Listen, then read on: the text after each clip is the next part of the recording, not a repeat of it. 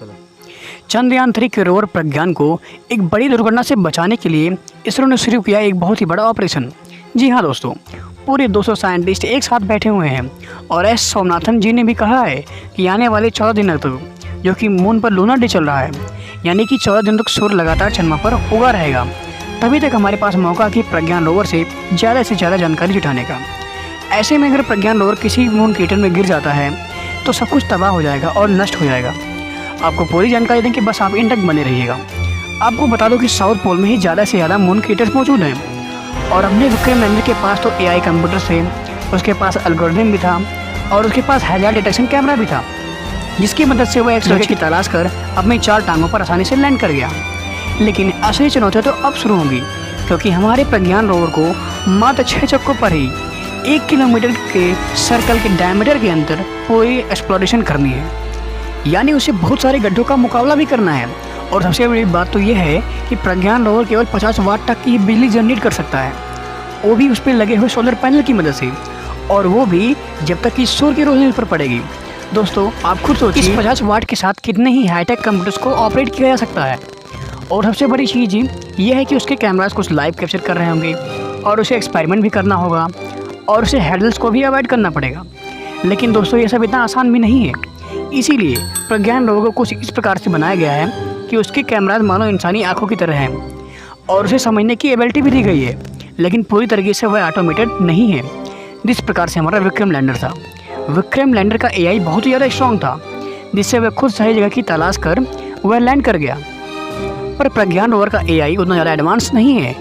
उसका जब तक बेंगलोर के स्टैक में डायरेक्ट कांटेक्ट नहीं होगा और वहाँ के साइंटिस्ट के पास यहाँ का कंट्रोल नहीं होगा, तब तक प्रज्ञान रोवर आगे नहीं बढ़ सकता। दोस्तों सबसे बड़ी बात आती है लेटेंसी की, यानी कि लाइव तस्वीरें देख पाना। एक्चुअल में जो वहाँ पर दिख रहा होता है उसे लाइव देखना बहुत ही बड़ा मुश्किल काम है।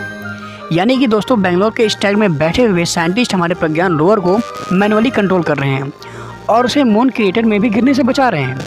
आपको बता दूं कि चाँद पर प्रज्ञान को छोटे से छोटे गड्ढे से भी बचाकर चलाया जा रहा है, ताकि हमारा प्रज्ञान रोवर ज़्यादा से ज़्यादा दिनों तक ऑपरेटिव रह सके और ज़्यादा से ज़्यादा एक्सपेरिमेंट कर सके और ज़्यादा से ज़्यादा डाटा इकट्ठा कर सके चंद्रमा की सरफेस का, वहाँ की मिट्टी का और वहाँ क्या मौजूद है और वहाँ के क्रिएटर्स का भी इंफॉर्मेशन दे सके। चलिए दोस्तों अब जानते हैं कि प्रज्ञान वहाँ की हैजार्डस सिचुएशन को आखिर मैनेज कैसे कर ले रहा है, आखिर क्या है उसमें खास ऐसा। देखिए दोस्तों, इन हैजार्डस कंडीशन में प्रज्ञान को बचाने के लिए प्रज्ञान के पास 2 हाई रेजोल्यूशन वाले कैमरे दिए गए हैं, जो कि सबसे सामने ही आपको नजर आ जाएंगे। और उस हाई रेजोल्यूशन वाले कैमरे में फ़ोटोज़ वीडियोज़ की सहायता से नीचे बैठे साइंटिस्ट डिसाइड कर लेते हैं कि अब उन्हें क्या करना चाहिए। चंद्रयान-3 के प्रज्ञान की स्पीड सिर्फ 1 सेकंड में 1 सेंटीमीटर ही दी गई है, क्योंकि इसके पीछे बहुत ही बड़ा कारण यह भी है कि रोवर की इलेक्ट्रिसिटी जनरेटिंग कैपेसिटी, और दूसरा बहुत ही बड़ा कारण यह है कि अगर उसे ज़्यादा गति दी गई तो कैमरे में जो लाइव दिख रहा है वो धरती पर कमांड सेंटर तक नहीं पहुंचेगा। इसीलिए दोस्तों जो हमारा रोवर है वो 1 सेकंड में मात्र 1 सेंटीमीटर ही चल रहा है, जिससे वह आसानी से कंट्रोल किया जा सके। दोस्तों प्रज्ञान रोवर के साथ दिक्कत यह भी है कि वह अगर मून के क्रेटर में गिर गया तो उसके पास सीधा खड़ा होने का कोई भी मैकेनिज्म नहीं है, और अगर ऐसा हुआ तो वह कहीं पर भी हमारा मिशन खत्म हो जाएगा। दोस्तों आपकी जानकारी के लिए यह भी बता दूं कि दूसरा सबसे बड़ा खतरा यह भी है कि मून डस्ट पार्टिकल्स कहीं इस पर चिपक ना जाए, क्योंकि मून पर एटमॉस्फेयर तो होता नहीं है लेकिन आयोनोस्फीयर होता है। मतलब अगर मैं आपको आसान भाषा में समझाऊं तो वहाँ की जो डस्ट पार्टिकल्स मौजूद रहती हैं वहाँ पर वह इलेक्ट्रिकली चार्ज होती हैं, और ये सन रेज के कारण होता है, क्योंकि सन रेज होती हैं वह इलेक्ट्रिकली चार्ज होती हैं और मून पे डायरेक्टली फार करती हैं, क्योंकि मून पर कोई भी ओजोन नहीं होता, यानी कि कोई भी एटमॉस्फेयर नहीं होता है। इसीलिए सन रेज के डायरेक्टली फॉल होने के कारण से मून पे आयंस की एक मोटी लेयर बन जाती है, इसीलिए वह चीज़ों पर चिपकने लगती है, खासकर लूनर डस्ट। ऐसे में जो कि हमारा रोवर अगर कहीं टिल्ट हो गया या फिर कहीं जाके किसी मून क्रेटर में गिर गया तो जो लूनर डस्ट पार्टिकल्स हैं वह उसके सोलर पैनल पर चिपक सकते हैं और हमारी पूरी की पूरी एनर्जी प्रोडक्शन को रोक सकते हैं।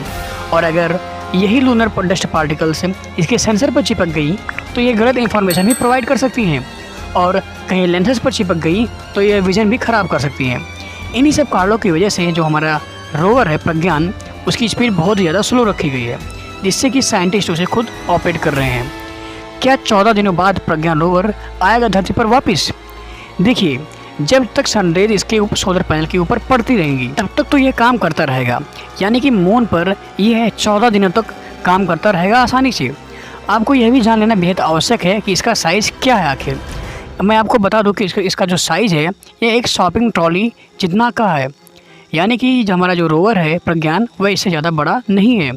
और आपको यह बता दूं कि जब इस पे 14 दिनों के बाद सूर्य की रोशनी पड़ना बंद हो जाएगी तब पूरी तरीके से यह डिस्चार्ज हो जाएगा। पर ऐसा नहीं है कि यह डिस्चार्ज होने के बाद वापस चार्ज नहीं हो सकता। देखिए, चंद्रमा पर 14 दिनों की रात के बाद 14 दिनों का ही दिन भी आता है और वो भी 14 दिनों के लिए ही होता है। लेकिन यहाँ पर भी एक समस्या ये है कि 14 दिनों की रात के दौरान मून का सरफेस टेम्परेचर लगभग -200 डिग्री सेल्सियस तक चला जाता है। समझ रहे हैं आप? फ्रीजिंग पॉइंट से भी लगभग 20 गुना ज़्यादा ठंडा। ऐसे में रोवर के अंदर लगे इक्विपमेंट्स क्या काम कर पाएंगे, यह कहना तो बहुत ज़्यादा मुश्किल काम है। अगर इन 14 दिनों वाली रातों को चंद्रयान 3 का रोवर प्रज्ञान आसानी से सर्वाइव कर गया तो यह फिर से रिएक्टिव हो जाएगा और हमारा जो मिशन है चंद्रयान 3 इसको आगे एक्सटेंड करता रहेगा। अगर आपको यह जो वीडियो है थोड़ा सा भी इन्फॉर्मेटिव लगा हो तो हमारी वीडियो को लाइक और चैनल को सब्सक्राइब कीजिएगा। जय हिंद, जय भारत, वयम भारतीय।